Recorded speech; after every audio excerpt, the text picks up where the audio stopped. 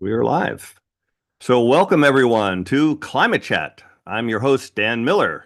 And today we have a great program lined up for you about a very important topic that most of the public has never heard about, but it's probably going to affect all of their lives. And that's the Atlantic Meridional Overturning Circulation, also known as the AMOC. And we'll get into that, what it's all about in just in a few moments. But joining me today is climate scientist Gabriel Pontes, who works at the University of New South Wales in Australia. And I believe that's not your home where you grew up. But we're going to get his. Well, actually, let's start right in. Gabriel, welcome, and tell us a little bit about your background, what you studied, and how you got to where you are at University of New South Wales. Yeah, sure. First, I'd like to thank you, Dan, for inviting me to this show, and I hope we can have some great discussion in the next hour or so. So just first starting with my background. So yeah, I'm not Australian. So I was raised in Brazil, and more precisely, I was raised in the Amazon rainforest. So it's one of the regions uh, that it was a region that was a key to defining what I'm doing at the moment and why I decided to study climate science. I can remember that when I was a boy, just walking around the rainforest and just fascinated about how the clouds were formed just above the forest, and all of the process, the winds, how the winds shifts from one day to the other, from one season to the other, and that was why I wanted to study those processes in a deeper way. And then when I was about to go to college, I decided to do oceanography. So I did a bachelor in oceanography. My family didn't really understand what I was doing at the moment, but I hope that now that they can have more of a sense of what I'm doing. And then after that, I did a PhD in physical oceanography, so more specifically on how the water moves around the ocean and how the ocean transport energy and mass, salty, and all of those properties. Um, Hmm. and then after my PhD, so I started a postdoc at the University of New South Wales, where I'm currently employed as a postdoctoral researcher Hmm. at the University of New South Wales in Sydney, Australia. So that's more or less the background and why I decided to do climate science and what I'm doing at the moment. So during my PhD, I did a little bit of paleoclimate. So most paleoclimate modeling, which is the study of past climates in the Earth's history. And I focus in the mid-Pliocene, which was a period that occurred about 3 million years ago and was a warm period with reduced ice content in the poles, in the polar regions. And I could explore a little bit more what would be the effect of reduced polar ice in the global climate. Hmm. And now, in this project that we are doing at the University of New South Wales, we are exploring the impacts of the AMOC collapse or the AMOC weakening, which you have precisely defined as the Atlantic Meridional Overturning circulation, on the global climate, and more specifically in the Southern Hemisphere, which is important for Australia, for South America, for the South Atlantic, and try to come up with some and try to better understand the mechanisms by which those process or the climate is affected in the Southern Hemisphere due to the collapse of the AMOC in the North Atlantic. Well, yeah, and bringing up a good point, and that is some people think that an AMOC collapse is something that's only going to impact Northern Europe. but really it's going to be a global impact, and we're going to go into that a little bit. We actually had Matthew England on a couple of years ago talking about the modeling of what happens, not when an AMOC collapses, but if an AMOC collapse, if it does collapse, what is the impact on the weather patterns around the world, which is enormous, actually. So you wrote a paper in Nature Geoscience titled "Weakening of the Atlantic Meridional Overturning Circulation, Driven by Subarctic Freshening Since the Mid-20th Century." So before we dig into the details of that, tell us a little bit about what is the AMOC and why should we care about it?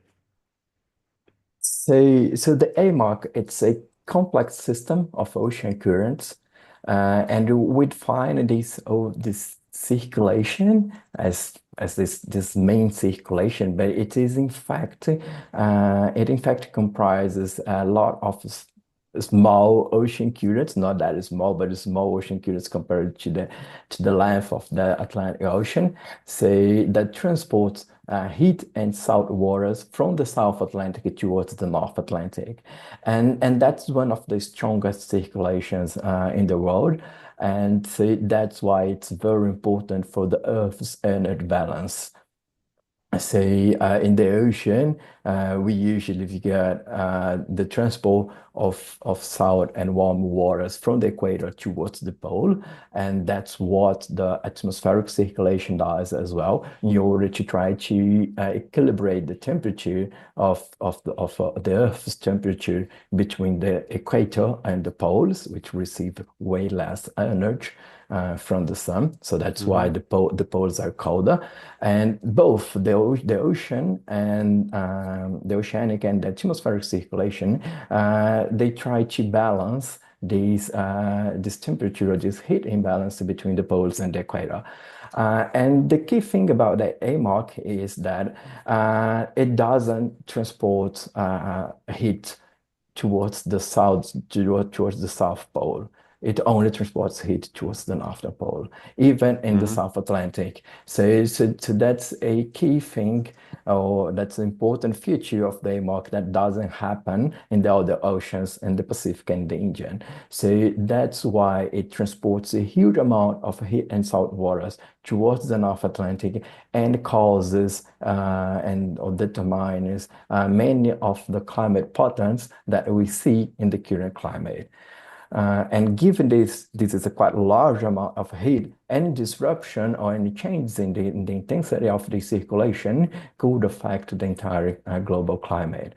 And in fact, we have seen from paleoclimate data, say from ice cores, where those ice cores are measured in the ice sheets from Greenland and Antarctica. And what happens is that or when it snows over the ice sheet, so the air that is just laying above the ice sheet, it becomes it stays within a cap of ice, and then as the snows goes from one year to the other, the air stays there with the same properties that that there was when it snowed in the previous year. And that's how we can try to we are able to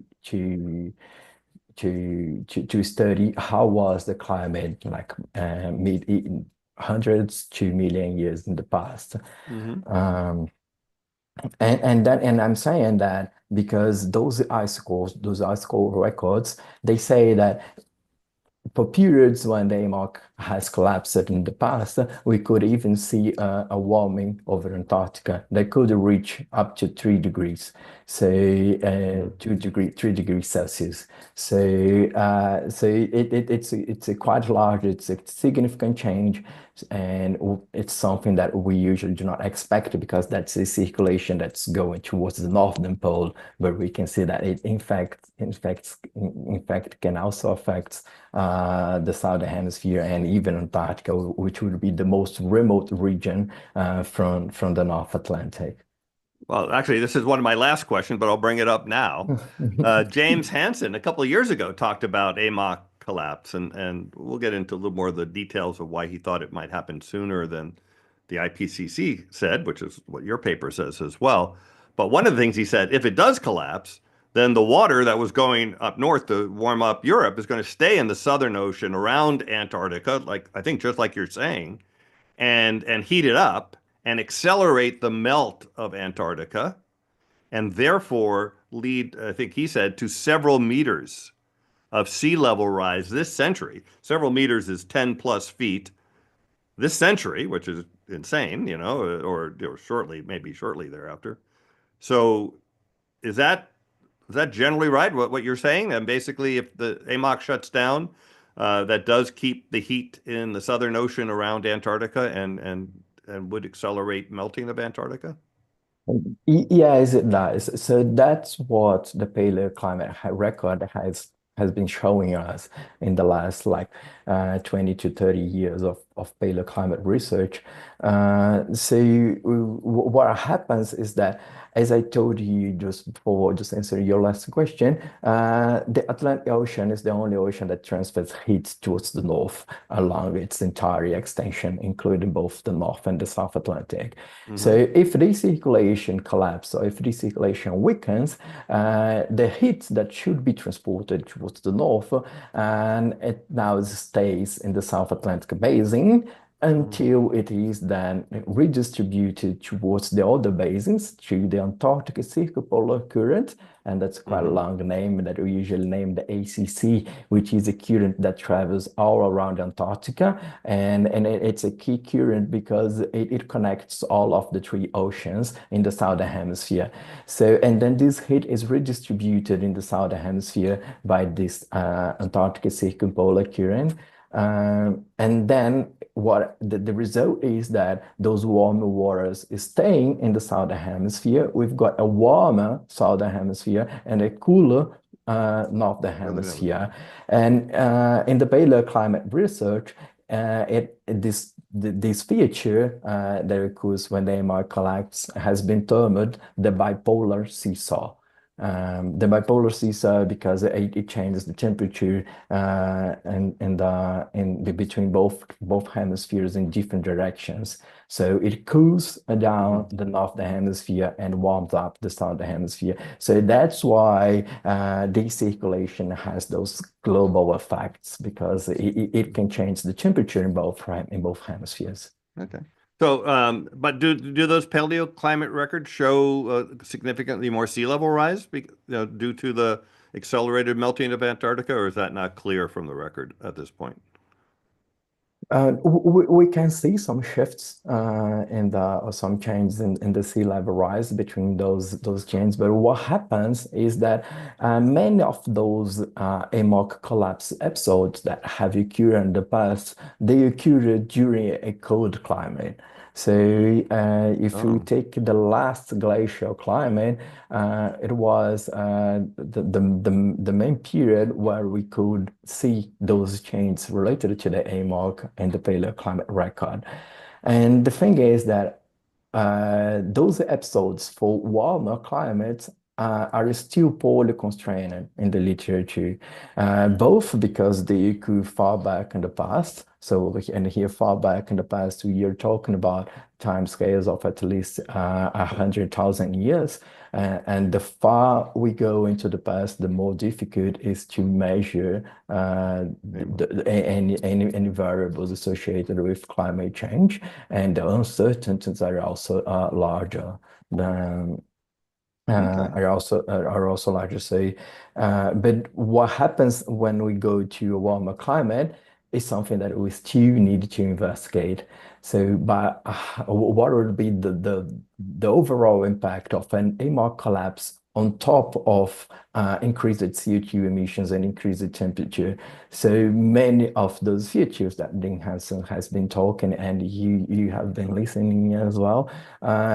Could occur way faster than the paleoclimate record Oh has yeah, been yeah. showing. We're So forcing it so much yeah, faster. Yeah. yeah. So We're that's trying one as key hard as that we can to change the climate. Um, Well, let's get back to the AMOC itself. And so there's something called the Gulf Stream, which brings warm water from the tropics up to Europe. How does the Gulf Stream, I think there's a lot of confusion between AMOC and Gulf Stream. How does the Gulf Stream relate to the AMOC? Well, yeah, So, simple question. yeah, so that's a very good question because people were always confused between those two systems. So the Gulf Stream is one of the currents that comprises the AMOC. So the AMOC is a system of currents that goes from from the South Atlantic and up to the North Atlantic, reaching the Arctic region. And the Gulf Stream, it's a very important pathway of the AMOC. So it's when it's the current that carries most of the heat towards the Arctic region and towards the northwestern Europe.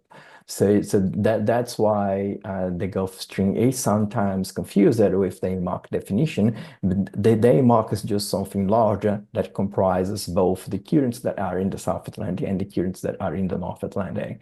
So and that's the difference between the AMOC and the Gulf Stream. So the Gulf Stream is just part of this huge system of currents that carries those huge amounts of heat towards the north. Okay. Um, so let's just jump into your paper now. In your paper, you're saying that the AMOC will slow about a third once we hit 2 degrees Celsius, which, again, according to Jim Hansen, is coming up a lot sooner than people think, like sometime in the 2030s or 2040s. And this is compared to 70 years ago. So let's start off by how much has it slowed already in that time frame? So our estimates say that it has slowed something between 10 and 15% already Hmm. since the mid 20th century, where our estimates of the AMOC weakening suggest that this weakening has started. And that was one of the key finds of the paper because many other papers they have suggested that the AMOC could have been weakening since the mid 20th century. And here, what we are bringing is some novel evidence or some new mechanisms by which we could better state it that the AMOC has been weakened since the mid 20th century. And since the mid 20th century up until now, the AMOC has weakened by 10 to 15%. So those are the estimates that we have at the moment. And if we go just maybe a decade or 15 years into the future, the AMOC could see a sharp drop that could reach like 30% in just this time frame of 10 to 15 years. And that's quite large. So If like we a trust doubling of the slowdown, or it's maybe from yeah, doubling it's to a 50% more, depending on what it is right now. yeah, it could be a doubling from what has been occurring in the last 70 years. So the same magnitude that AMOC has decreased in the last 70 years could be reached just like in a couple decades. Wow. So it And accelerate quite an acceleration in the slowdown, the going like, let's call it 15% in the last 70 years and getting another 15% slowdown in the next 10 to 20 years, And something like that. this is what is very tricky about this system is that it has a high degree of nonlinearity. Hmm. So we do not expect that the AMOC is going to steadily decrease into a constant rate, as we have seen. And that's the key thing that we are trying to understand is how the AMOC behavior in order to understand how much the AMOC can decrease during the 21st century. And I think that Hannay van Westen and his group, they have greatly shown how nonlinear the AMOC changes are. And that's where we bring in the tipping point issue, which is the point by which the AMOC can fastly collapse. Uh, Right. Because my understanding is that the AMOC is transporting heat and salt, and it's a process driven by heat and salt the fresh water, which we'll talk about a little bit, coming from the Greenland and Arctic, are slowing that down. But as it slows it down, there's now less heat and salt to run the system. And at some point, it collapses. Do we know at what percent of slowdown, 30% or whatever, It, that it becomes self-reinforcing and then it's on its path to stopping? Yeah, so many studies have been trying to figure out what would be like the rate of awakening or the amount of awakening that would be enough to reach this tipping point. And what I could see for many studies is that something in between a 40 and 50% of AMOC would be very close to the tipping point because many climate models, they suggest that when the AMOC decreases by almost a half, then we are very close to this tipping point, and then it sharply drop to close just to zero. And is there a chance that it's also 30%? We just don't know. Because some of Yeah, the models say that we're going to begin the collapse. It doesn't happen instantaneously, that we're going to begin the unstoppable collapse around sometime before 2050, which is actually consistent with your study. If we hit 2 degrees in, let's say, 2040, let's pick a number, at 2050, and that's 33%, we might be at 50% weakening by 2050, right? That's Yes, all yes, consistent. yes, it could be. The thing is that the range of uncertainty is quite large related to the AMOC tipping point. So it could be anything in between 30 and 50%, I would say. Mhm. So if we cross this 30% weakening, we could already be in an unstoppable pathway of the Mhm. AMOC collapse. Now, you don't really talk, you With don't really cover collapse so much in your paper. You really just stick to the weakening part, right?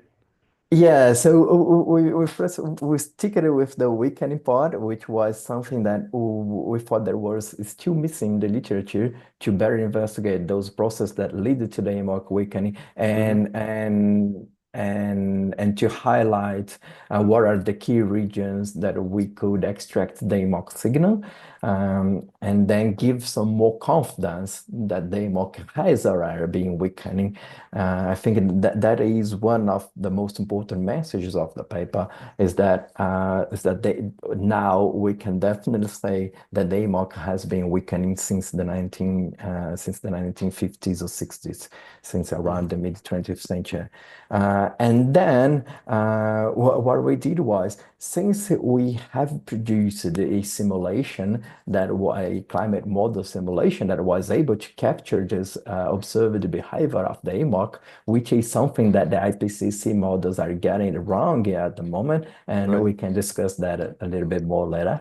And then after getting this, then we try to extrapolate what would be the AMOC weakening, as you said, like about 30% in about a couple of decades. What would be the AMOC weakening based on simple linear increase in freshwater forcing, in meltwater forcing from the Greenland ice sheet and the Arctic glaciers.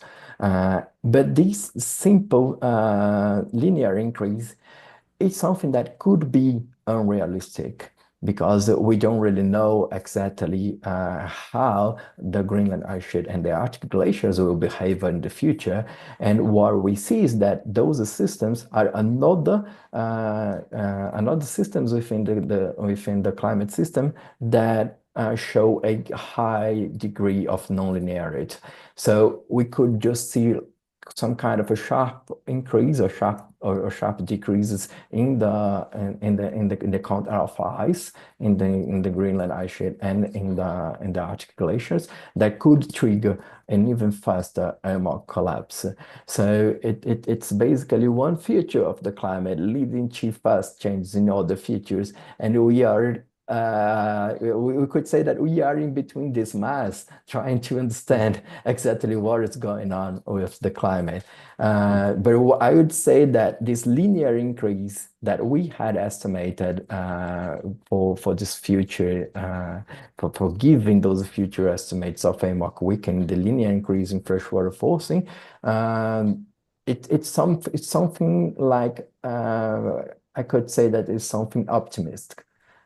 Because there are high chances of these systems just see some sharp meltwater inputs, some sharp decreases in Greenland ice in a small time frame. So, and these we are not predicting in our simulations. Okay. Well, hey, let's talk about this IPCC. So the IPCC, the Intergovernmental Panel on Climate Change, the UN body, scientific body looking at climate change, has said that they do not think that the AMOC will collapse this century. With high probability, it will not collapse this century. However, your study shows that the models they use are not taking into account the freshwater meltwater from Greenland and the Arctic that's flowing into the North Atlantic, which is slowing the AMOC down. And what I don't understand is that my understanding of AMOC slowdown is that's the main driver. So it would be like saying someone's studying global warming, but they didn't take CO2 into account. Like you can't study global warming without taking CO2 into account. And I don't think you can study AMOC without taking Greenland meltwater into account. That's the main thing. Can you tell us why the IPCC wasn't taking into account the meltwater from Greenland and the Arctic in their previous models? Yeah, so that's very funny indeed. So why the IPCC in the protocol of trying to predict the future climate change, why they didn't include this meltwater forcing from Greenland and the Arctic, and there are some reasons for that.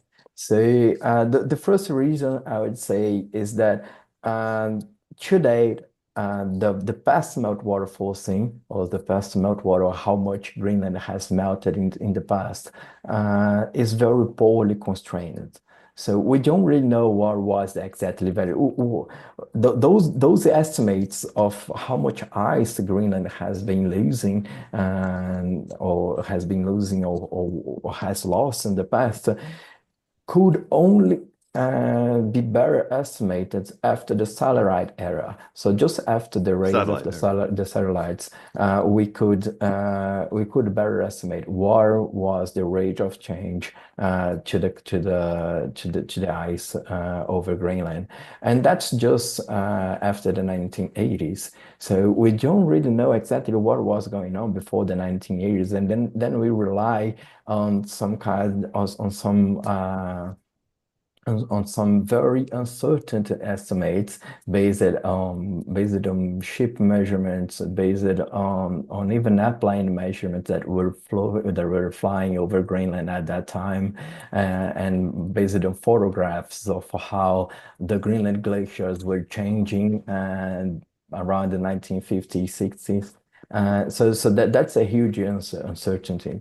And when we try to include that into the models, then we could be just creating an artificial future in simulating the climate change.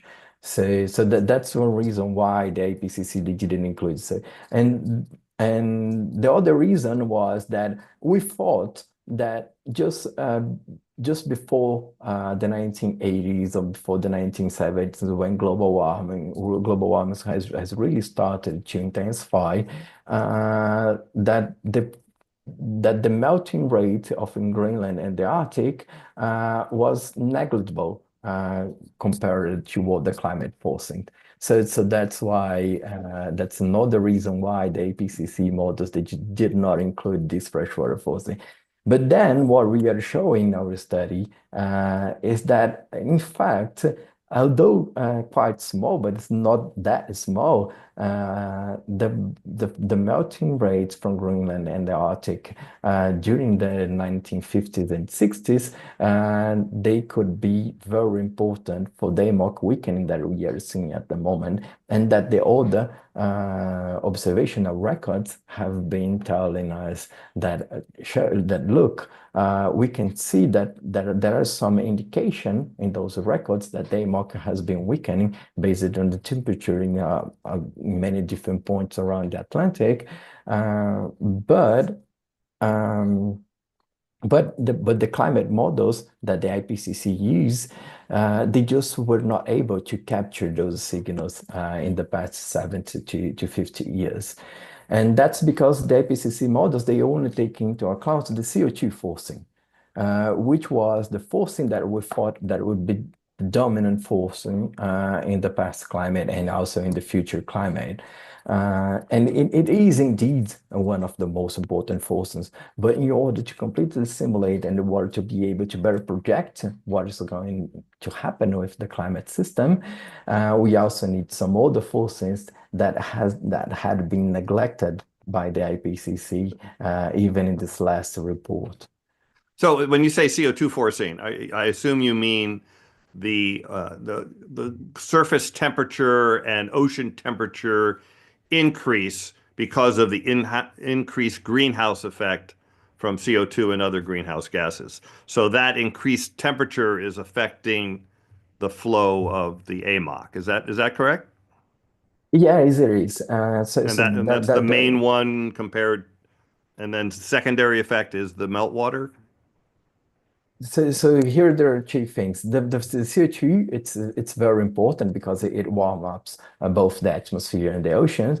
And and just to give you some little explanation of what is important for the AMOC in those polar regions, is that when those warm and salt waters they hit the Arctic Ocean, they reach the Arctic Ocean, what happens is that those surface waters they lose heat to the atmosphere, they become cold, and because they are cold and salt waters, they sink to the bottom of the ocean and Mm, allow this kind of a conveyor belt to yeah. keep going, so you can keep it transferring heat and warm and salt waters from the South Atlantic towards the North Atlantic. Hmm. And there are two processes that are key to keep this engineering just going, this conveyor belt working.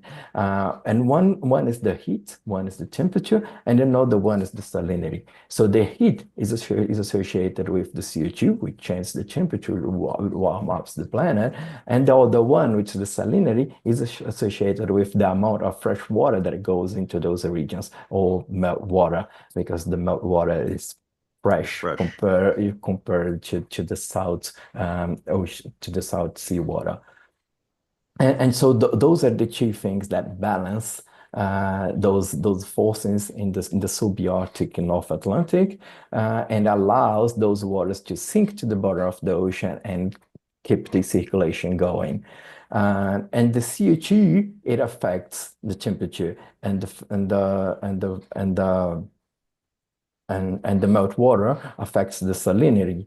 And we thought that we usually say that the CO2 would be the dominant forcing, but for those regions, the salinity is also important. And what we are saying with our paper is that 60% of the AMOC weakening that we have been seeing in the last 70 years, it's in fact related to the meltwater forcing and not to the CO2 forcing.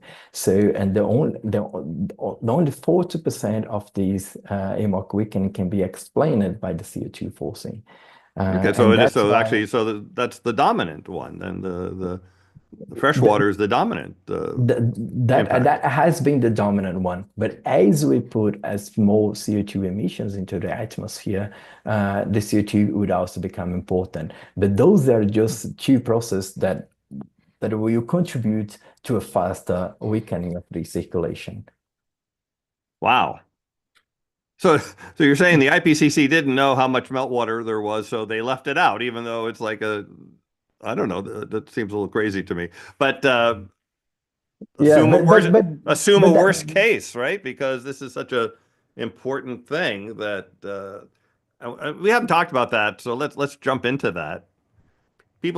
Most people haven't heard of the AMOC or the Atlantic Meridional Overturning Circulation unless they saw the movie, was it The Day After Tomorrow? I think it is. The one that yes, which is yes, that one. totally made up. I mean, it's real in the sense that it's talking about an AMOC shutdown, which happens like instantaneously, which doesn't actually happen. But then all the impacts were all fake. The New York, a band of cold just waves across the ocean and freezes everything in its path. It doesn't work like that at all.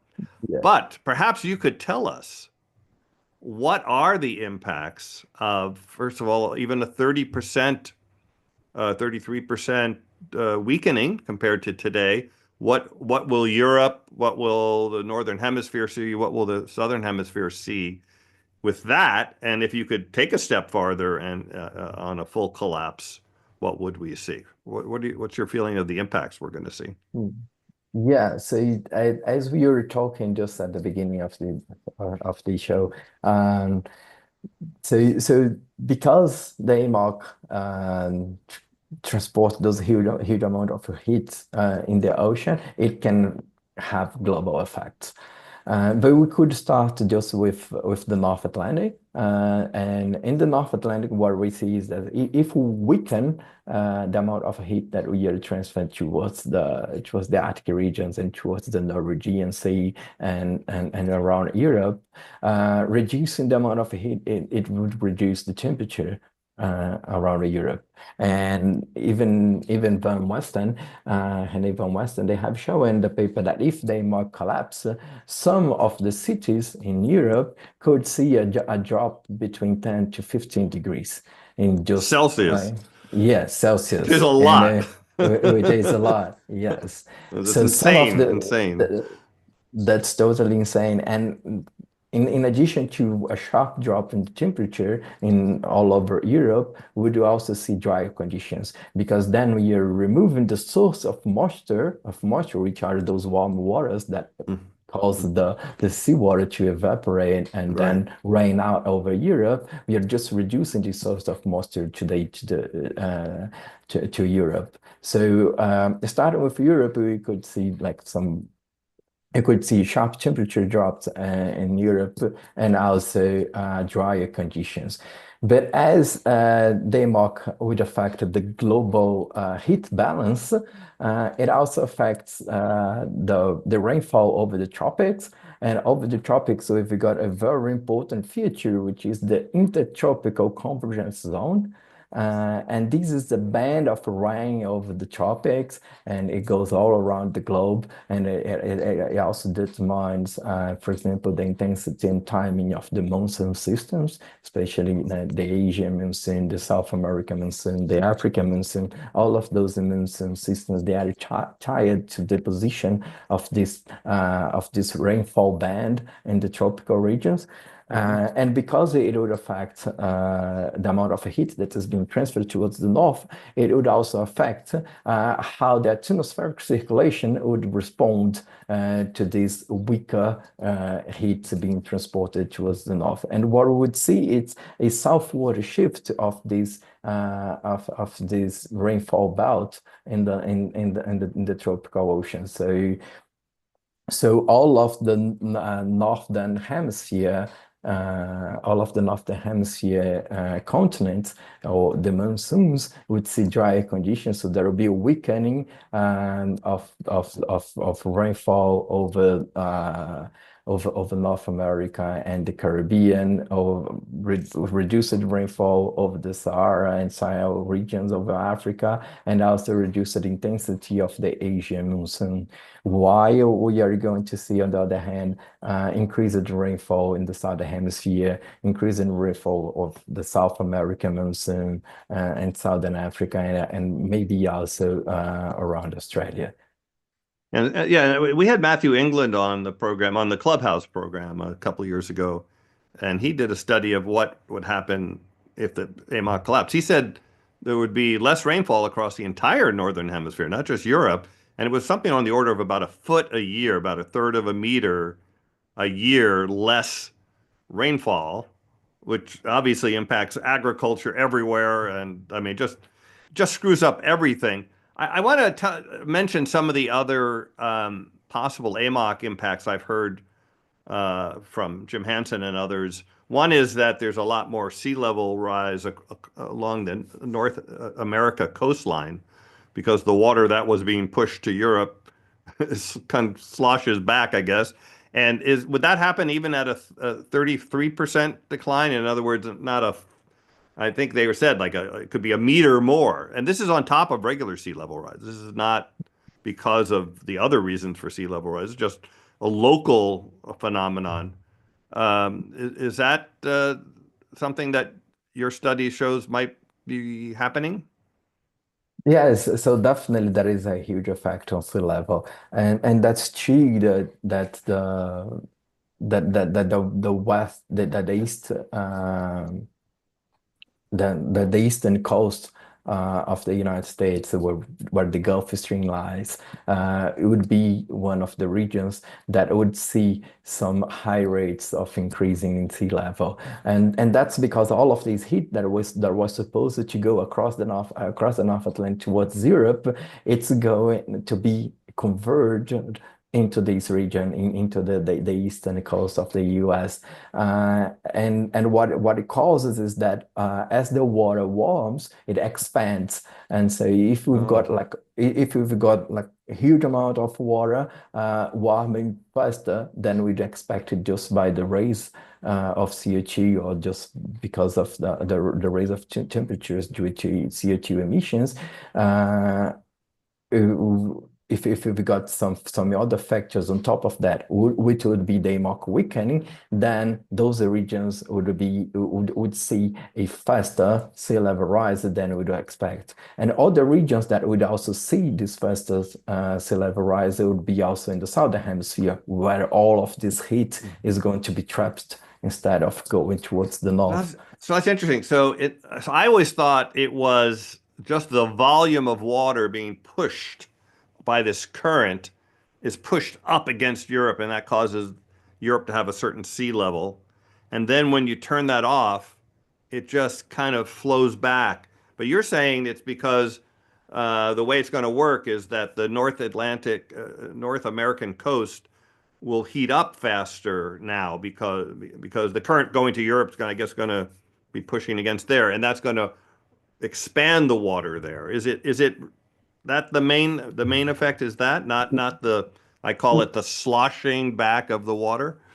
Those are two different effects, say, Right. and they just sum up on top of each other. Okay, so they're So both. the both are important, and what we see is at the same time that AMOC weakens, it converges not only heat, which would cause the expansion of seawater, but also the convergence of mass, which is the mechanism that you were talking about. So as it converges mass, so we've got a mass and a heat convergence, and those two processes are going to be responsible for the increase in sea level height.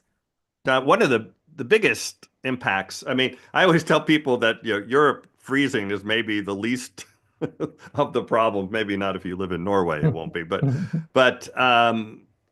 that Jim Hansen said that okay, when you stop the flow of the AMOC and you stop the warm water flowing to Northern Europe, it's going to stay around the Southern Ocean, where it's going to be near Antarctica and will accelerate the melting of Antarctica and lead to what he calls several meters, 10 plus feet of sea level rise this century or shortly thereafter, which would wipe out all the coastal cities and island nations, on and on.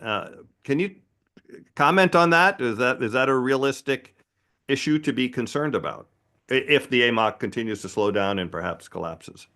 Yes, there is. So that's something that our climate model shows at the moment. So if we just simulate a scenario in which the market collapse, we can see that all of this heat is going to be trapped around Antarctica, and then it will eventually be transferred towards the Antarctica coastal regions and started to reduce Antarctic sea ice and also destabilizing the Antarctic ice sheet. And that's what we call in climate science as a tipping cascade, where we've got one tipping element of the climate system, which would be the AMOC, which is possible to fastly change from one state to the other, to the on state to the off state, causing some large changes in all the tipping elements, which will be associated with the sea ice in the southern hemisphere and also the Antarctic ice sheet, and more specifically the western Antarctic ice sheets, which are more susceptible to changes in ocean temperature. Yeah, so So that's a big one. The other ones I've heard are really important are that, right now, global warming is heating the Arctic faster than the equator, and that is decreasing the temperature differential between the North Pole and the equator, which is causing the jet stream to be lazier and wavier, and that's causing all kinds of crazy weather. But if the AMOC shuts down, all of a sudden you'll have this very cold area, and you're going to greatly increase the temperature differential between the equator and northern Europe, and that's going to drive storms like we've never seen, or what Jim Hansen refers to storms of my grandchildren, storms greater than have been seen in human history. Is that something that you've also looked into or see as a side effect of AMOC slowdown and collapse? yes, we haven't really investigated that in detail, all of those side effects related to the AMOC weakening, but that's definitely something that could happen. So, what we see in our climate model simulations is that as the AMOC collapses, the climate becomes way more unstable. So we are going to face shifts from one extreme to the other way faster than we have seen in the past century, and that's one of the that's one of the features, one of the effects of the AMOC collapse. So when we've got the system going from an on state to an off state, it accelerates all of the shifts in the climate system, and as it adjusts towards the new state, the climate becomes way more unstable, and that's what the statistician says, people that study the statistics of the AMOC and how they could extract those signals based on the statistics. They say that it's an increase in variance. So whenever we've got an increase in variance, it means that the system is reaching closer to a tipping point. And that's what our climate model shows, that not only the system increases the variance, but it also it disturbs all the parts of the climate system, as you were saying, just causing this heat imbalance in this region of the storm tracks in the northern hemisphere that could see way more intense storms going from one year to the other. Yeah, wow. Okay. Um, okay, let's you as part of your research, we're going to go off to a slightly different thing here. In your research, you found there's a connection between the northern Atlantic Ocean and the southern Atlantic Ocean. That's telekinesis or something, a teleconnection. Can you just tell us Yes. about that and why is that important?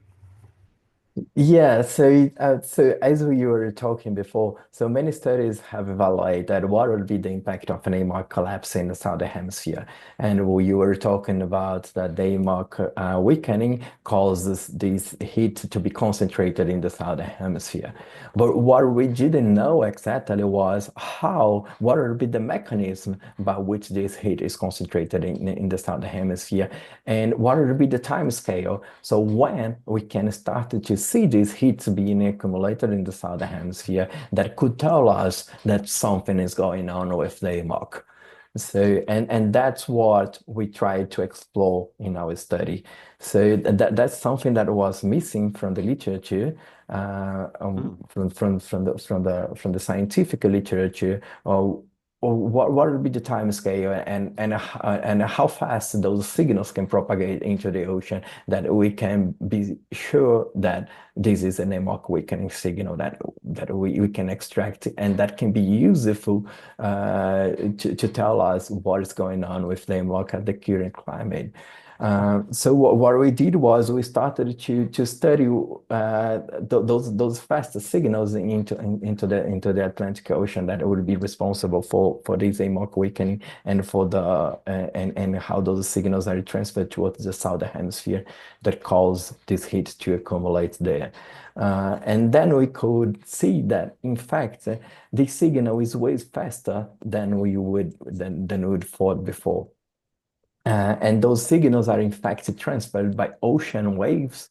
So those ocean waves, they travel from the North Atlantic to the South Atlantic. And as they travel, they cause this heat convergence and they weaken the ocean currents that are responsible for building up the AMOC system.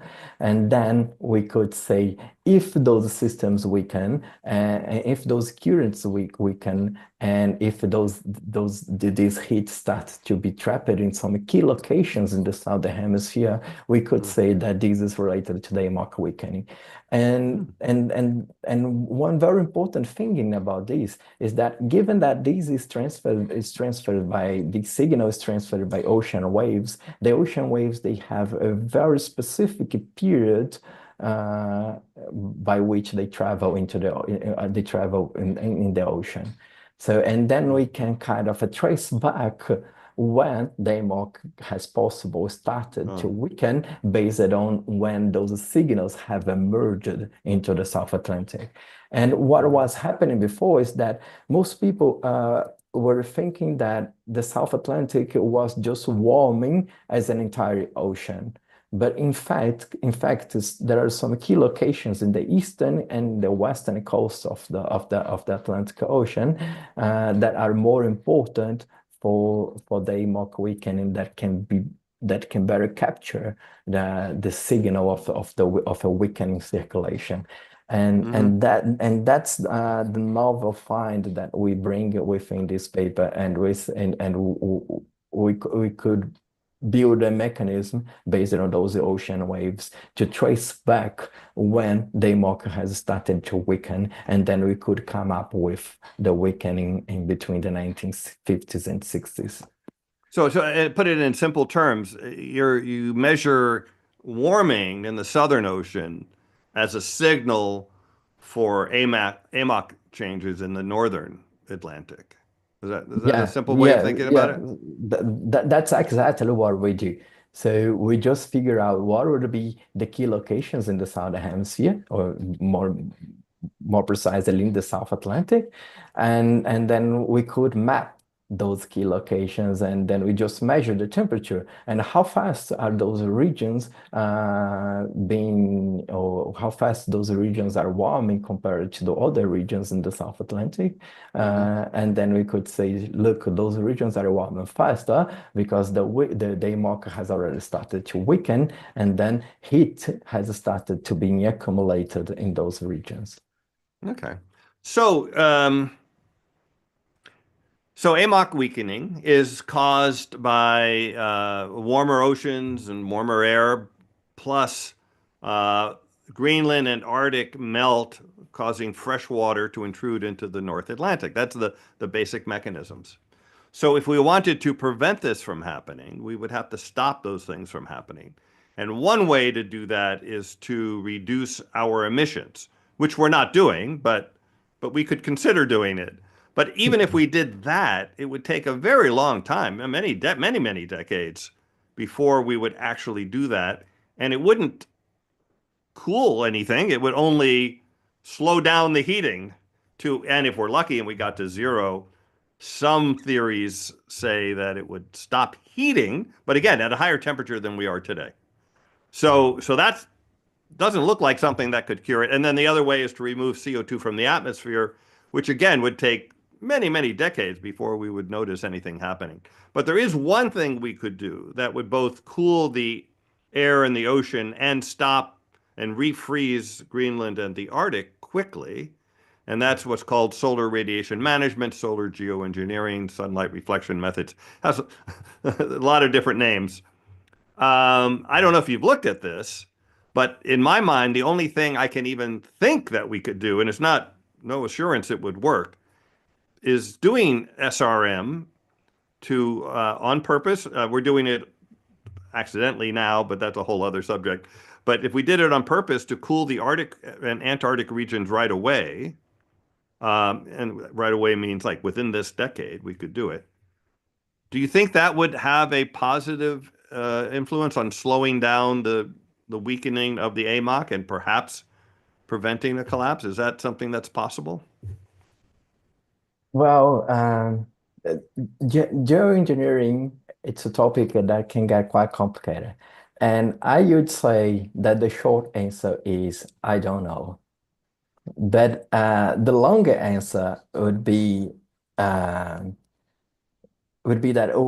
we have to think about it. What would be the pros and cons related to this kind of geoengineering, right? So if you think just about trying to mirror the sunlight radiation back to space instead of reaching the lower atmosphere or the troposphere, which is the layer of the atmosphere that we live in. And we have to think about many processes within the climate system. One of them is that just cooling the polar regions, just the regions of Greenland and Arctic, may not be enough. And that's because, as I was telling you before, we've got both the atmospheric and the oceanic circulation transferring heat from the tropics to the polar regions. That's the key mechanism it's a basic mechanism of the climate system, of how the climate system works. So even though we try to reflect some more solar radiation back to space in the polar regions, we could still have some of the CO2 related warming being transferred towards the polar regions. So that's one thing that we don't know how would the atmospheric circulation behave in that case, because we could still see some kind of warming air being transferred towards the polar regions. But but on that point, yes, even if we saw some continuing, it would still be less than if we didn't do SRM, right? Without doing SRM, there's warming's accelerating very quickly. Both the ocean and atmospheric heating is rapidly increasing, and the melting is increasing. So I think what you just said is, well, we still might have some of that warming, but won't we have less? It will be less, definitely. Oh, okay. Yeah, All right. it will definitely be less. No, I'm just saying that we could It still might not see be some enough. kind of You mean we have to do more SRM or something? yeah, so that's my point. It might not be enough, but it would definitely be would definitely see some less warming at the polar regions, because then you're reflecting the sunlight back to space. And also less meltwater too. And also meltwater. If you have some colder air, colder than it was supposed to be, if there was no SRM, then it would definitely be a direct consequence. So it would be less meltwater, would be less melting of Greenland ice sheet and Arctic. And another thing that we have to think about when we are thinking about geoengineering, and especially SRM, is that we are changing. If we attempt to do SRM, we are changing the types or the kind of radiation that we are keeping within the Earth's surface or within the troposphere. And what I mean is that the sunlight the light that comes from the sun, which is the sunlight, it is characterized as a short wave radiation, and on the other hand, the sunlight, the radiation that is reflected or that causes the warming due to the CO2, it's a long wave radiation. So we are changing the spectrum by which we are keeping the radiation within our climate system. And this radiation, and especially the sunlight radiation, it's very important for agriculture and for many other living beings, especially the plants within this planet, because they absorb the sunlight radiation in order to produce, in order to be able to make the photosynthesis. And if Well, we it's if only, I think, a couple percent is the number, right? And also we're talking about yeah. AMOC collapse having devastating impacts on agriculture, like but not changing everything, changing the entire world's agriculture network. That's still true. That's still true. We are changing many things just by the AMOC collapse. But the thing is that we still don't know what will be the consequences of such a geoengineering. Yeah, So sure. I think that we still need to investigate a little bit more what is going on, what is going to happen with the climate system if we do this Mm, kind of geoengineering. mm. And Sure, of course. yeah. But of course, So we're so doing the the experiment. We're doing the no SRM experiment right now. It's not that's going true. very well, and we're very confident that the outcome of that experiment is catastrophic, right? We're going to go past 2 degrees for sure at this point, et cetera. By the way, we talk about SRM here a lot, as people know. I'm not saying, and just to be clear to everyone who's listening, I agree with you that there are all kinds of side effects, and some that we know about, and some that we don't know about. We know generally it's not catastrophic because this does happen several times a century naturally when there's a large volcano, like the last one was Mount Pinatubo, which cooled the Earth by like half a degree for a couple of years. So we know it works. We know it's not absolutely, but it does change weather patterns. It does a lot of things. My point is you can only compare the dangers of SRM against the dangers of not doing SRM.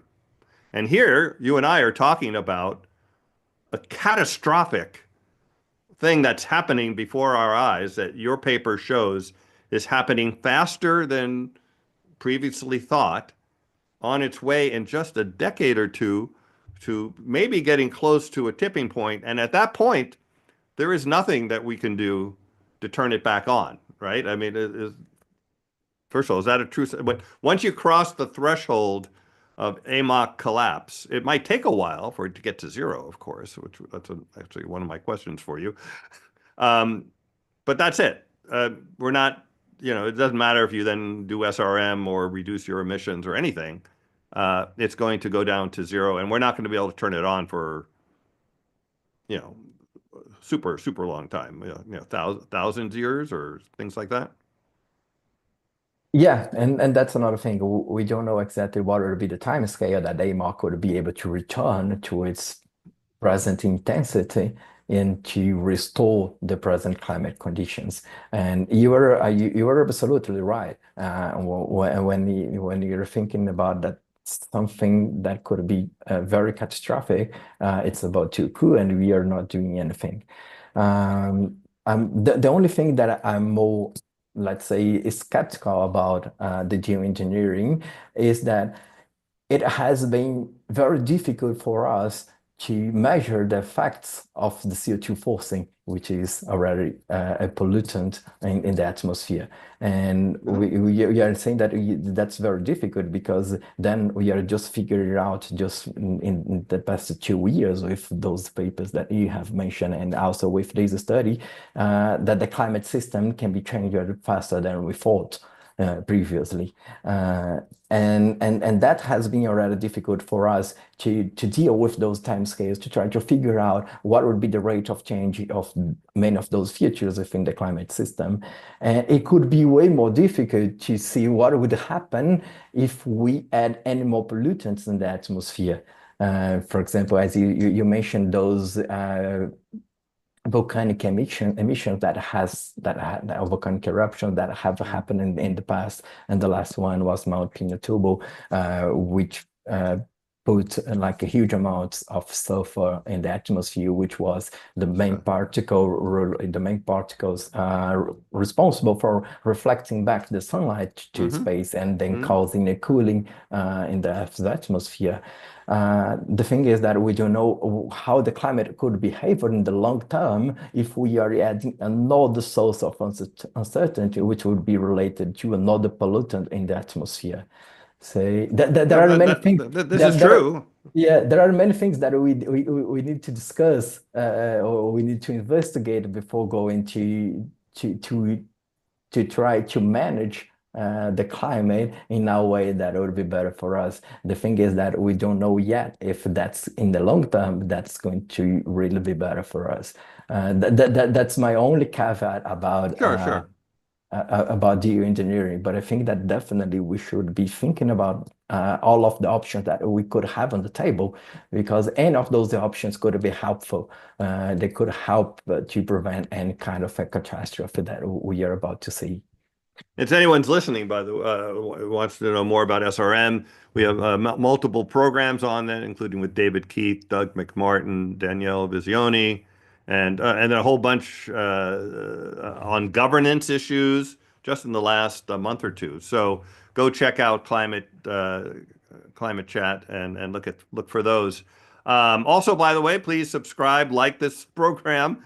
One way we can get action on climate change is if everyone's talking about it. So by promoting this program and this channel, you're helping spread the message of the need for climate action. So everyone, please do that. Um, so let's put aside SRM for a moment.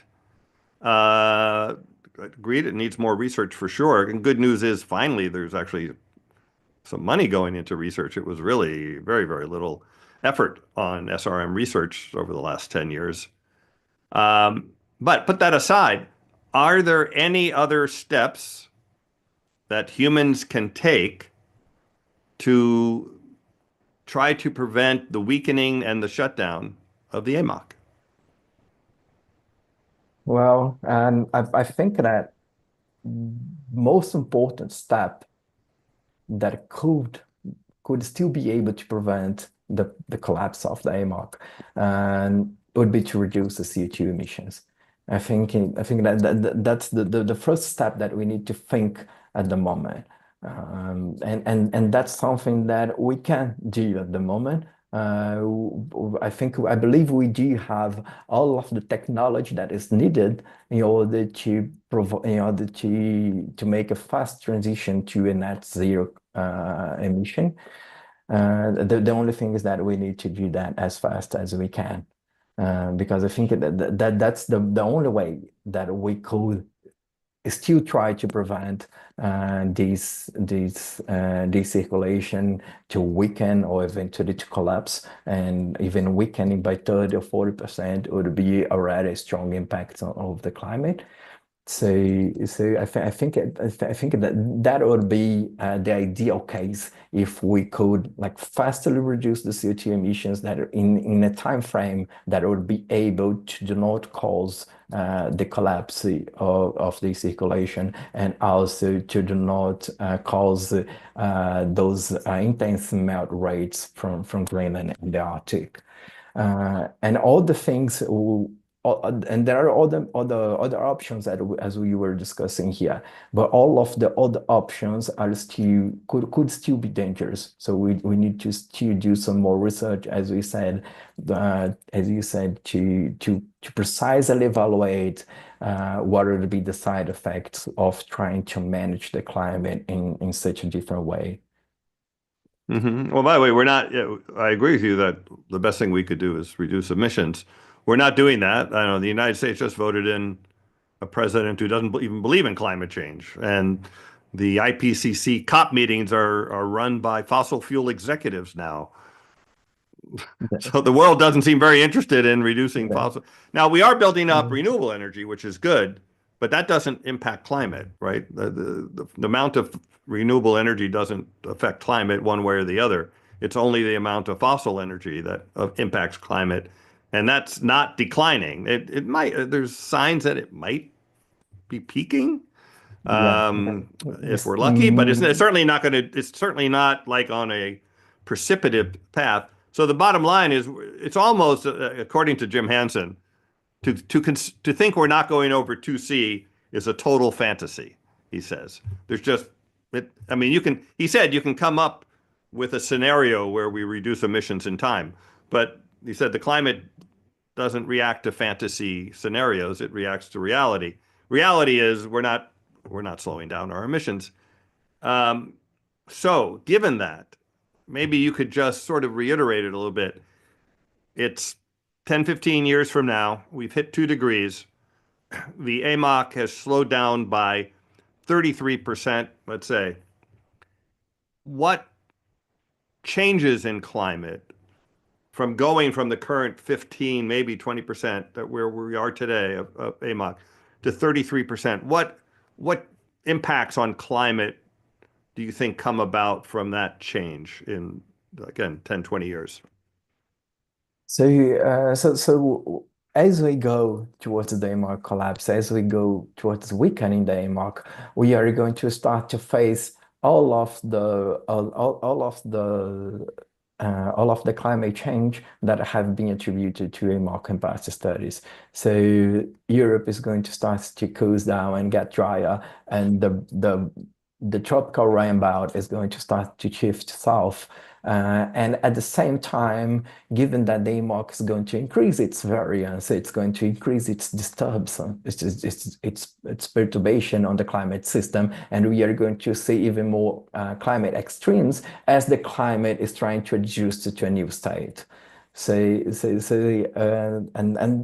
definitely that could be that is something that the IPCC report has been predicting, that has been reporting in the past reports. But the thing is that given that DMOC is weakening faster than what the models were predicting, everything is going to be anticipated in time. So I think that that's the main issue, is that this is leading us, this is resulting in less time for mitigation and adaptation to climate change, because the change that you were supposed to be facing in maybe 30 to 50 years, we might be facing 20 years. And that's the issue. I think that's the biggest issue. And the biggest issue is that, as you were saying, all of the nations, they are not ready to face any of those issues. They were still thinking that they would have some time to adapt to these new climate conditions, but the thing is that that might not be enough. That might not be enough, and with the anticipation of all of those changes, what we are going to see is some increased climate chaos with changes in climate extremes, and all of the shifts in causing huge regions to dry out, while some other regions facing precipitation extremes with floods. And some of the consequences that we have been seeing the past decade. In fact, we have been seeing many regions facing severe droughts, and all while other regions were flooding, and all of the consequences of climate change. Wow. Well, that's a good thing for end my questioning on. I want to open it up to our co-mods and then to audience. If you are listening on YouTube, YouTube Live, if you want to ask a question, yeah, start with the word question, colon, so we can find it more easily. And the same for Clubhouse, and the same actually if you're on the Zoom chat, you can also raise your hand. But anyway, welcome, Stacy. Great to see you. And what's your question? Oh, not you're on mute. You're on mute.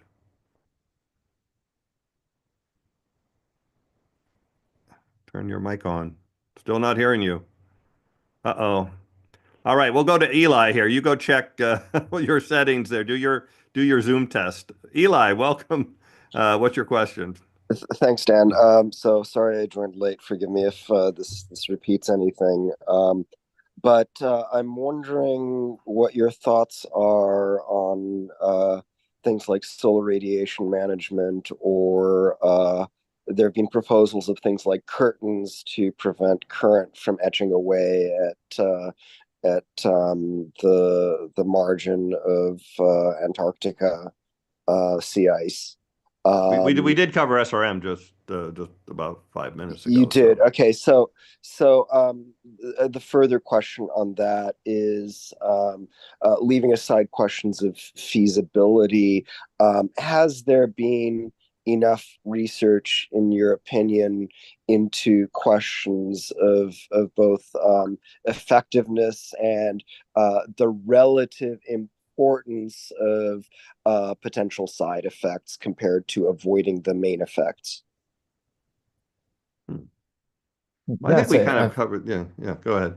yeah, we have slightly covered that, but just to add something to Eliza, and thanks a lot for your question. I think that we still need to investigate that a little bit more because we don't and especially the side effects. I think that especially related to solar radiation and sunlight mirror methods. We do know more or less what is going to be the main effect that we wish, which is to reduce the global temperature. But we don't know exactly what will be the side effects related to each one of those methods, because there are several ways of trying to meter sunlight, but we don't know what will be the side effects of those and how long those effects would last on the climate system. So I just believe that that is something that we need to have some more kind of an accurate response to those questions before going to just some kind of a more active management of the climate system. Okay. Thanks. All right, Stacy, your mic working now. I think so. Yeah, there we go. Yeah. Okay. Okay. Sorry about that. So, and I have some from YouTube as well. It's been very interesting over there. So, Gabriel, should the cold blob have been a big tip-off? Like, as soon as we saw that, should we have said, oh, that's probably the beginning of the AMOC? Yes, definitely. So there were a couple papers in the last decade that have attributed the cold blob to the AMOC awakening. And as we go on into some new papers and some new research, those new researchers have just reaffirmed that the cold blob is indeed related to the AMOC awakening. And it is one of the main fingerprints of the AMOC awakening in the North Atlantic. And now what we're trying to do is to disentangle all of the impacts of the AMOC awakening in the other ocean basins in order to come up with better constrained timescales and to better constrain what is the present state of the AMOC and how far we are from a possible tipping point. So you say how far we are from a tipping point. So is the slowdown not path to collapse? Yes, so the slowdown is the beginning of a possible collapse. But whether it's going to collapse or not, we are still not sure. We still need to do some more research in order to understand whether the current rate of weakening is going to be enough to cause a collapse, and whether the current CO2 emissions are also be able to collapse the AMOC. And this is related to also uncertainties on the meltwater forcing, on the rate by which the Greenland ice sheet is going to melt.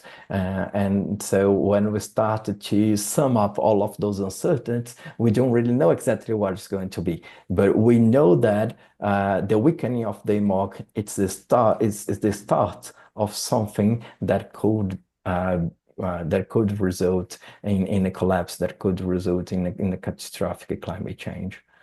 So actually, one of my follow-up questions to that is, and I asked Peter Divlitz this, let's say it starts to collapse. Let's say it's hits 40%, and it turns out 40% is the magic number that starts the collapse. How long between the time that begins and we're at essentially the new state, the off state of AMOC? What's the shutdown time? Oh, I think you're frozen. Ah, Gabriel, I think you're frozen on us here. Yeah. Oh no, Oh, he's going to rejoin. There we go. You're back. Yeah, Did no, you? I'm back. I don't know what happens. It's just my Zoom app just closed it and restarted, but yeah, I'm Okay. back. So the question was, once AMOC collapse begins, let's say at 40%, we don't know the exact number. How long does it take to be in the off state? What's the shutdown time for AMOC? So yeah, that's a very interesting question. That's a question that I think that most of the decision makers need to know, or they want to know in order to try to manage the mitigation and adaptation to climate change. Uh, and what we have seen from the paleo record for those events of AMOC collapse that have occurred in the past is that it could take as fast as 1 decade up to 100 years. Yeah, 10 to So 100 years. That's what I've heard. yeah, yeah. So it's within this time scale that we usually see, but it usually depends on how much fresh water is being added into the North Atlantic, depending on the climate event that has triggered these meltwater pulses into the ocean. And it Hmm. also depends on the background climate state. Whether we are in a warm climate or a cold climate could also affect the response of the AMOC. Hmm. So we are in between that. But I would say that's for warmer climates, possible for warmer climates, this transition of the market could occur faster. And that's because in a warmer climate, on top of the freshwater forcing that we usually have on a colder climate, we got the effect of the CO2, the increase Hmm. in temperature. Hmm. And Hmm. as I was explaining before, what keeps the AMOC moving, it's a sensitive balance between the salinity and the temperature.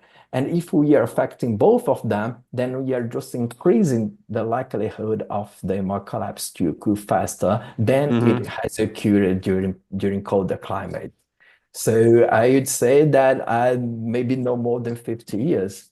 Uh, Yeah, so uh, that's consistent with Peter. Peter said the same thing, 10 to 100 years. He thinks maybe 30. And as yeah, you're pointing out today, it's not like we have to wait 30 years. I mean, we're seeing the impacts now. The impacts are going to grow over the next 10 or 20 years when we get to a third of a slowdown. And as we approach 40 and 50, it'll already be bad things happening. It's not like you have to wait for the shutdown. But yeah, the key is once the shutdown occurs, no matter how long it takes, it's unstoppable. It's irreversible in human timescales. So, and by the way, another question, because some people say, well, that could never happen. But it actually happened. I understand 10 to 15,000 years ago, we had an AMOC collapse. Is that right? That was yeah. the last one. Yeah, so the last one, which was also associated with a fast melt of a lake in the in North America. So and this lake Dumped has into the fastly ocean. melted into the ocean and resulted in an AMOC collapse. So that was the last strong event of the AMOC collapse, and we have seen kind of several events in the last glacial period which are the ones that we use for constraining the AMOC chains and everything. But the thing is that those were in the cold state climate, and now we are currently in the warm state climate, and the consequences can be even worse than the ones that we had saw in the cold climate.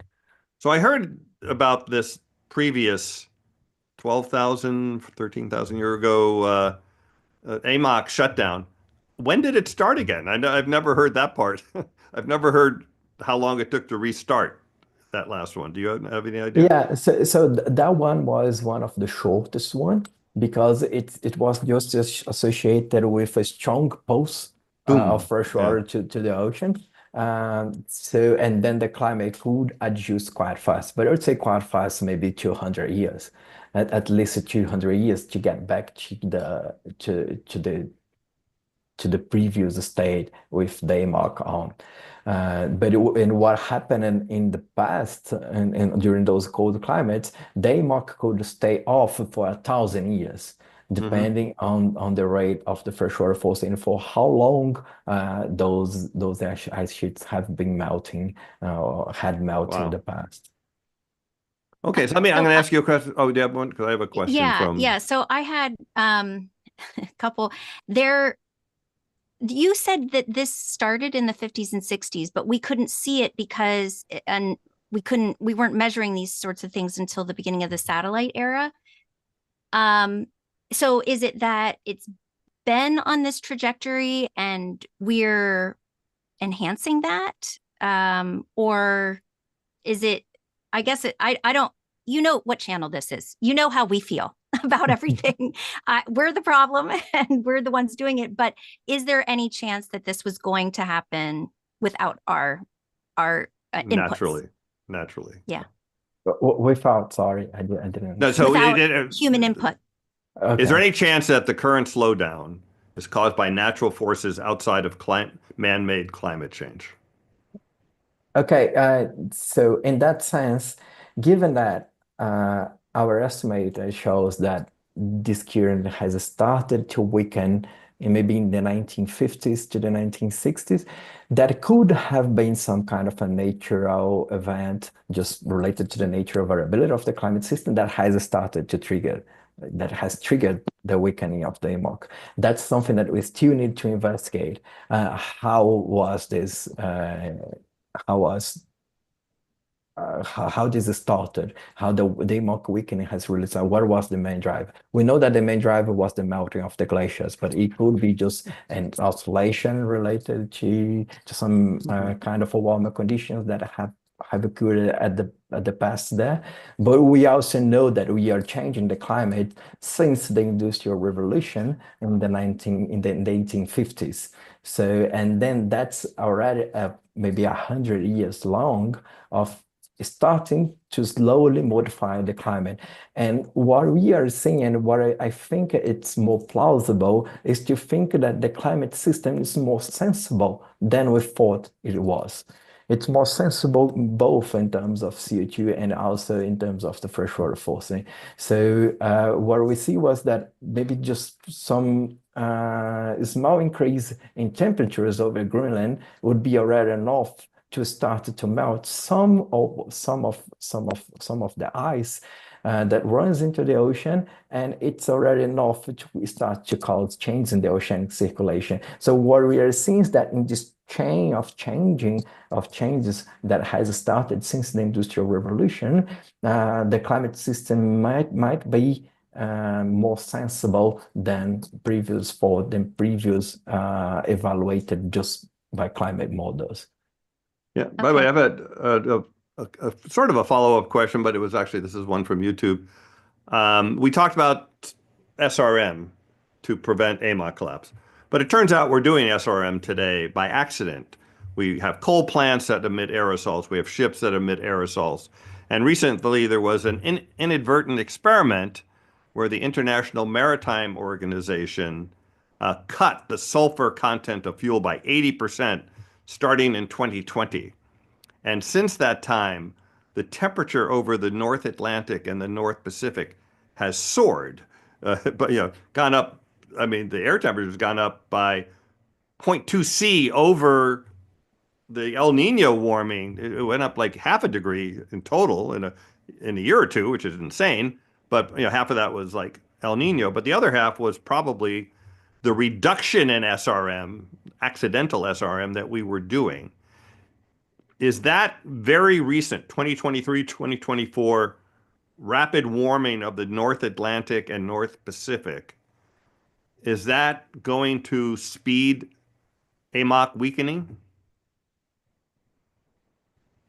Yes, because the warmer the climate is, the warmer the atmosphere that lies just above the ocean is, the warmer is going to be the ocean. And if the ocean is warmer, it's going to be more stratified, and it means that the movement of the water masses into the ocean are going to be weaker. And if the movement of the water masses are going to be weaker, then we start to slow down the entire circulation. Okay. I see. All right. Well, so So you mentioned that we have to worry about doing SRM on purpose, but it sounds like we have to worry about stopping SRM on purpose too. Yeah.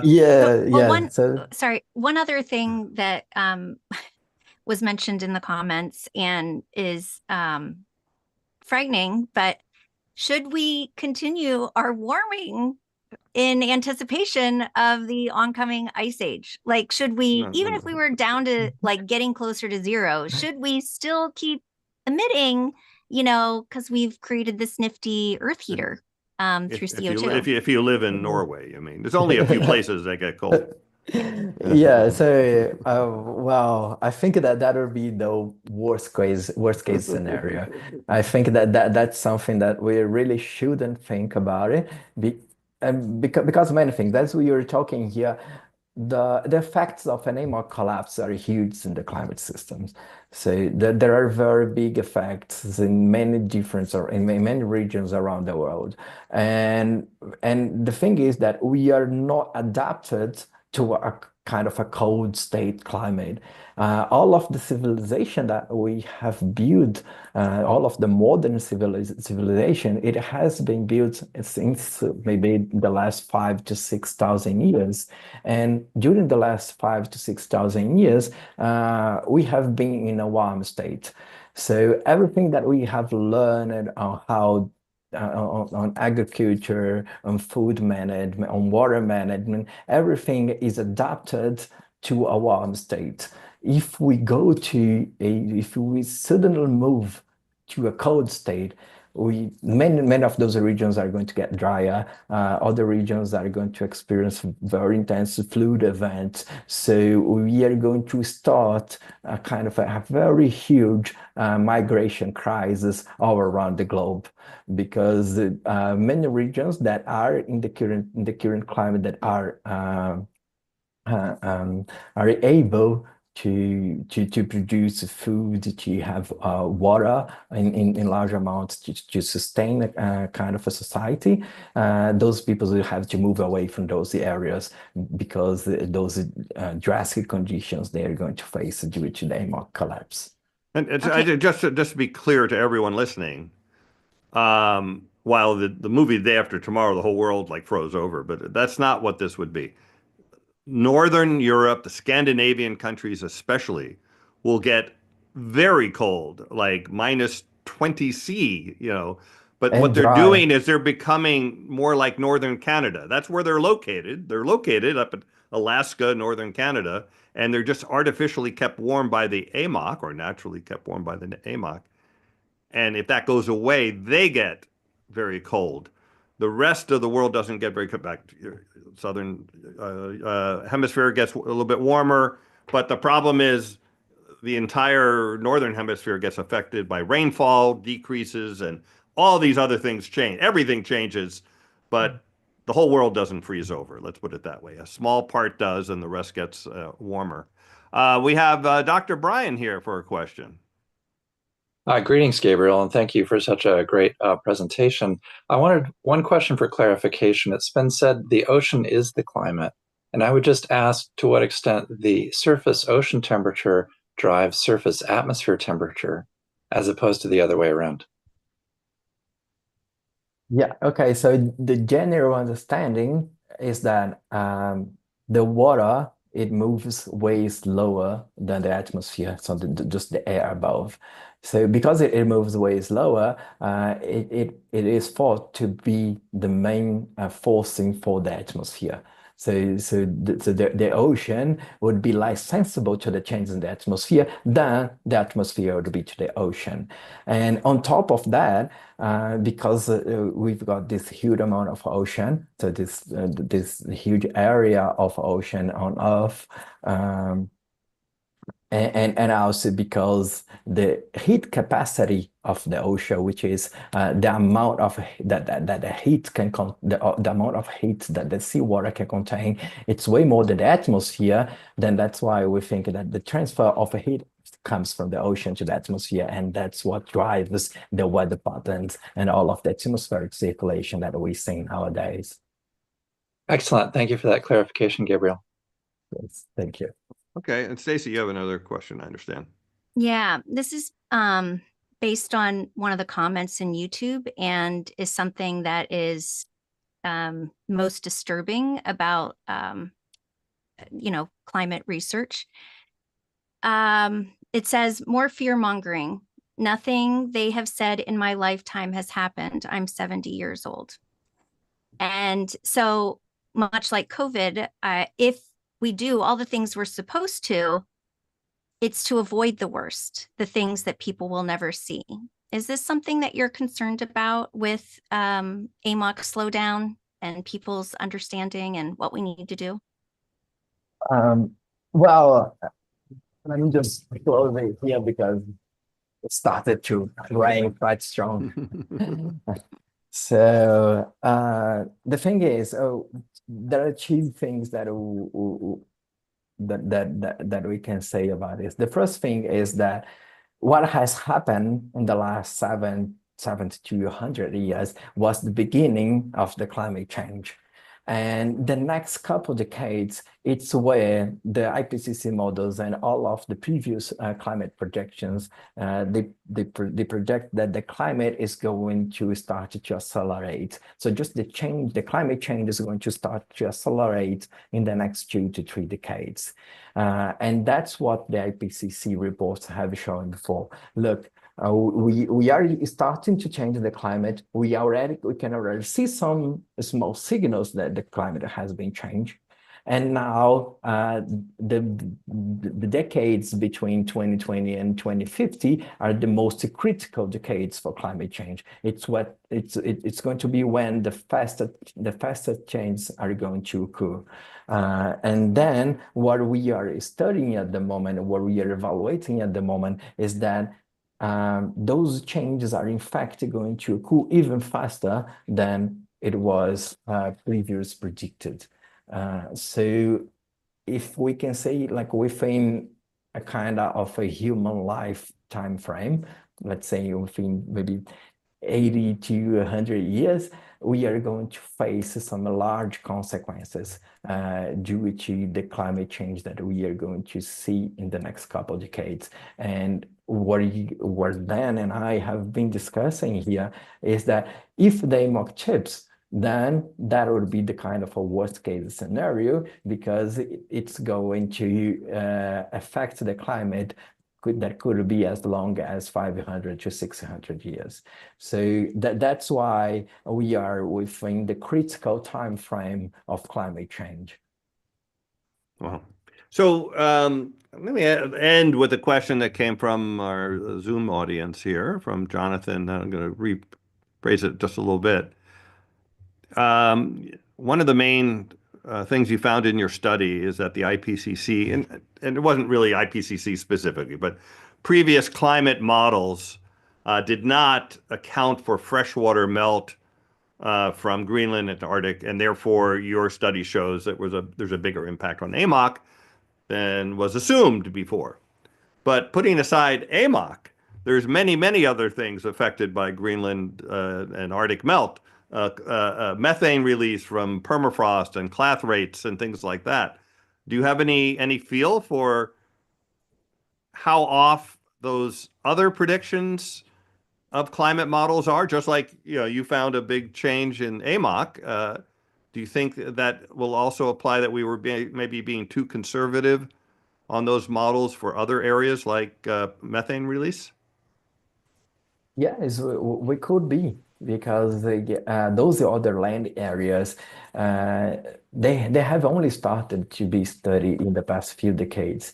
The state of the ocean or the ocean circulation has been studied by the last maybe 50 to 100 years. And we are now able to more accurately say what is going to happen with the ocean. Then related to those other land regions of permafrost and all of those other tipping elements of the climate system, because once the permafrost melts, it's going to release huge amounts of carbon dioxide or methane that is aprisioned just below the surface, and those are some of the tipping points that we are not evaluating at the moment, or we are just slowly evaluating at the moment. And it could just happen before you were able to accurately say this is going to happen in maybe 20 to 30 years, or this is never going to happen, or whatever the response is. We're just blind about that at the moment, and that's something that really needs to be investigated and needs more research to see how those tipping points of the climate systems are interconnected, and how those ones related to the land surface, they can really, or what would be the time scale of those tipping elements. So but speaking to exactly that, there's something I thought about, and I don't know the answer to this, but maybe a silver lining on AMOC collapse or AMOC slowdown is that it does, of course, greatly freeze Northern Europe, but also the Arctic and Greenland will get colder, right? It won't have that warm water going up to warm up Greenland. And won't that slow down the melting of Greenland once the AMOC shuts down, and therefore maybe prevent some extra methane release from permafrost melt? Because that whole area is going to get much colder? Yeah, so again, from the paleoclimate, which is the evidence that we have from the current climate of those changes that have occurred, what the paleoclimate says is that this feedback of this negative feedback, this negative effect of the AMOC over the restabilization of the Greenland ice sheet is not as fast as we think, because once the ice sheet has started to be destabilized, it also reaches the tipping point. Say its own tipping point. Its own tipping point. Right, because So the height goes down. Yeah. So no matter what happens to the climate system after that, it's going to already start to melt a huge amount of ice, and everything is going to be put into the ocean. So Not unless you can refreeze it. I mean, if you can get the Arctic really cold again, which two ways I'm thinking. One is, of course, the AMOC collapse stops the heat transport to the north, making the north colder, number one. You could do SRM on top of that, which would make it even colder, and therefore stop the freezing of both Greenland and also permafrost, I'm thinking of, that is already beginning to melt and starting to release CO2 and methane. And people don't realize this, but the permafrost in the north there contains twice as much CO2 as the entire atmosphere holds. So even a small percentage of it leaking into the atmosphere from permafrost melt would be devastating. But anyway, I'm trying to end on a happy note that an AMOC collapse, which would be devastating in a million ways, might slow down the permafrost melt. I don't know. Well, it might if we think that, but there are so many caveats about the AMOC collapse that we don't know at the moment. And one that we are currently investigating is that although the AMOC collapse and it creates this kind of a cold blob in the ocean that we have been discussing here, it also converges some heat within the Arctic Ocean, because currently the Arctic Ocean is interconnected with the Atlantic Ocean. Okay. So the heat flows towards the Arctic Ocean, it's released to the atmosphere, then the water sinks, and it's all an interconnected ocean. Once you stop the AMOC, you stop this heat from flowing towards the Arctic, you already have some heat at the Arctic. And what we see in our simulations is that there is a transient warming of the Arctic of about 100 years after the AMOC starts to collapse. So we could still see some warming and that's because the heat that was already there, that's the time that the heat that was already there takes to be dissolved in the climate system. And just to quickly emphasize, during that 100 years of a warmer Arctic, there would be a higher danger of methane release, whether due to permafrost thaw or methane clathrates, or the one that people don't talk about a lot, which is methane in ice above the gas hydrate stability zone on the Arctic seafloor near land. Yeah, the Arctic Sea. Yeah. That's absolutely right, Eli. So those are the many different things, the many different features related to an AMOC collapse that we still do not fully understand how the climate system behaves after the AMOC starts to collapse. And if we take the observations, we can see that in fact the Norwegian Sea and the regions around the Arctic Ocean around Scandinavia, they are in fact warming up instead of cooling due to the AMOC. And that's because the heat that was recirculating back into the Atlantic Ocean is now trapped in the Arctic Ocean. And this could cause a faster sea ice reduce and could even cause the faster permafrost, the release of the permafrost, methane and everything. So there are so many small features related to the big one, which is the AMOC collapse, that makes the climate so unpredictable for us. And we are still trying to understand as we go towards climate change. So the moral of the story, kids, is stop burning stuff.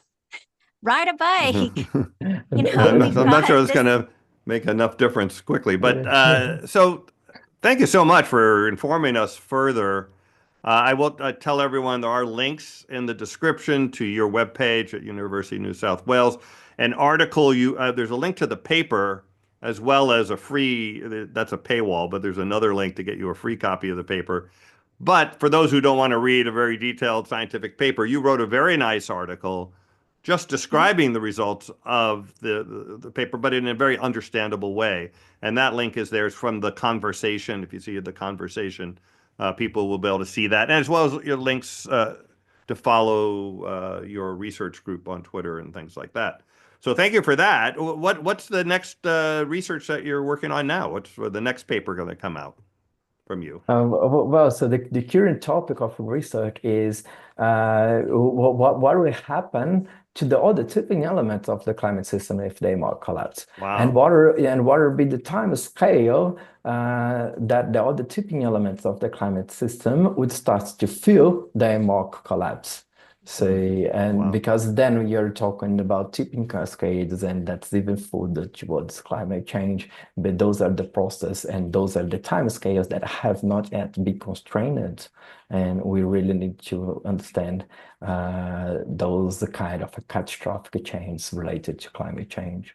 When do you think that paper is coming out? What is it, in next year sometime? Well, I hope so, but yeah, but you never know. That's research. We never know when we get the results out. Okay, well, we'll have to have you back on for that. But thank you so much for your time today.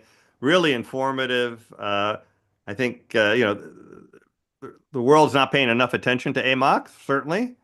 You're helping that, and the other guests we've had on are really helping to build up that understanding of something I think that 98% of people never heard of, and it's going to impact the lives of all their children and even themselves if we're talking about 10 or 20 years. Yeah. So thank you for what you're doing. Keep it up, and we look forward to hearing about your future research. Definitely. I'd like to also thank you, Yoel, and thank you for helping us to translate the scientific knowledge to the general society and community. Very good. All right. So everyone, thank you for joining us. Again, please subscribe and like. Follow us on Twitter and on Blue Sky. And we'll